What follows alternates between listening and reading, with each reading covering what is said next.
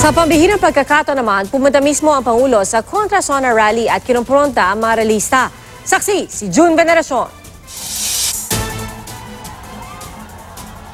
Pag-akyat sa entablado, nakipag-asaran at nakipaghamunan si Pangulong Duterte sa mga militante. Sinong may granada dyan? Sige, paputokin mo na dito. Sige! Diyan, sa gitna. Para dyan ng banda ang mamatay.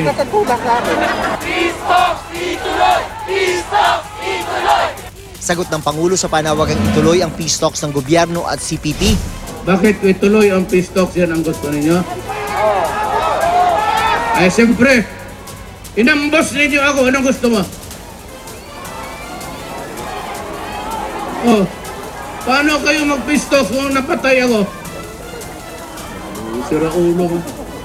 Ituloy-tuloy tapos patayin ninyo ako. Sino kausap ninyo?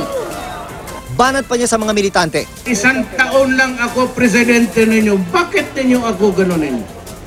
I promise you land reform. Tanungin ninyo si Mariano kung anong ginagawa niya. Pag-alis ng Chief Executive, pinagbabato at pinagpapalo ng mga militante ang FEG ng Pangulo. Nawala sa kilos protesta nila sa SONA noong 1 taon. Kabi-kabila ang protesta sa buong bansa. Pero pinakamalaki pa rin ang malapit sa batasang pambansa. Umaga pa, nagtipon-tipon ang mga militante papunta roon. Hatak ang FEG ng Pangulo na may kamay na bakal.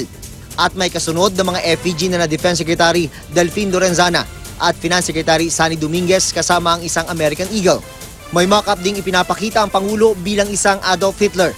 Ito na yung kumakatawan dun sa mga policies ng kasulukuyang administrasyon. So, yung economic policies niya na makadayuhan, makamayaman, tulad ng kinakatawan ni Secretary Sunny Dominguez, yung patakaran niya sa militar, no, pro-US, anti-people, maraming mga abuses, no.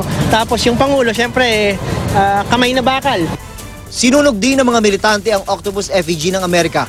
Maximum tolerance ang ipinatupad ng PNP. Ang mga pro-Duterte naman, nagsayawan at kantahan sa harap ng tanggapan ng Civil Service Commission. May namigay ng pagkain, t-shirt at maskara ng Pangulo na hindi raw donasyon ng supporters at di raw ginasusan ng gobyerno.